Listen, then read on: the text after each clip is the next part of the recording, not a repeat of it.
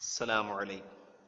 പ്രിയമുള്ള സഹോദരങ്ങളെ, നിസ്കാരത്തിൽ അവസാനത്തെ അത്തഹിയ്യാത്തും സ്വലാത്തും കഴിഞ്ഞതിനു ശേഷം വളരെ മഹത്തായ ഒരു ദുആ നാം നിർവഹിക്കുന്നു. എന്നാൽ നമ്മിൽ പല ആളുകൾക്കും ഈ ദുആ അറിയില്ല, അല്ലെങ്കിൽ അതിൻ്റെ ആശയം അറിയില്ല.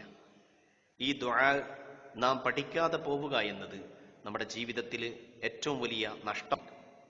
കാരണം ഈ ദുആ നാം നിസ്കാരത്തിൻ്റെ അവസാനത്തിൽ സലാം വീട്ടുന്നതിന് തൊട്ടു മുൻപായിട്ട് നിർവഹിക്കുന്നതാണ്.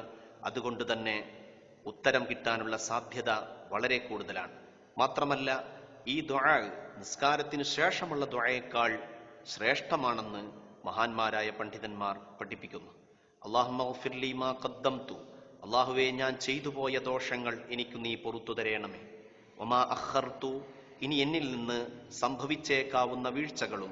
വമാ അസ്റർതു, ഞാൻ രഹസ്യമായി ചെയ്ത തെറ്റുകളും. വമാ അഅ്ലൻതു, ഞാൻ പരസ്യമായി ചെയ്ത കുറ്റങ്ങളും. വമാ അസ്റഫ്തു, ഞാൻ അമിതമായി ചെയ്ത അപരാധങ്ങളും. വമാ അൻത അഅ്ലമു ബിഹി മിന്നി, തെറ്റാണെന്നറിയാതെ ഞാൻ ചെയ്ത കുറ്റങ്ങളും എനിക്ക് നീ പൊറുത്തു തരേണമേ. ഇന്നക അൻതൽ മുഖദ്ദിമു വ അൻതൽ മുഅഖിറു, തീർച്ചയായും നീ മുന്തിക്കുന്നവനും പിന്തിക്കുന്നവനുമാണ്. ലാ ഇലാഹ ഇല്ലാ അൻത, നീയല്ലാതെ ഇലാഹില്ല. അല്ലാഹുമ്മ ഇന്നി അഊദു ബിക മിൻ അദാബിൽ ഖബ്രി വ മിൻ അദാബിൻ നാർ, അല്ലാഹുവേ, തീർച്ചയായും ഖബറിലെ അദാബിൽ നിന്നും നരകശിക്ഷയിൽ നിന്നും നിന്നോട് ഞാൻ കാവലിനെ ചോദിക്കുന്നു. വ മിൻ ഫിത്നത്തിൽ മഹ്യാ വൽ മമാതി, ജീവിതത്തിലും മരണത്തിലുമുള്ള കുഴപ്പങ്ങളിൽ നിന്നും. വ മിൻ ഫിത്നത്തിൽ മസീഹിദ് ദജ്ജാൽ, ദജ്ജാലിന്റെ ഫിത്നയിൽ നിന്നും നിന്നോട് ഞാൻ കാവലിനെ ചോദിക്കുന്നു. പ്രിയമുള്ളവരെ, ഇത് പരമാവധി ഷെയർ ചെയ്യുക.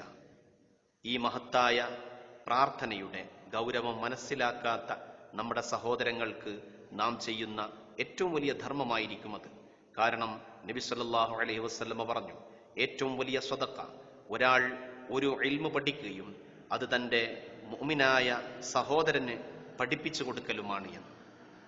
അസ്സലാമു അലൈക്കും.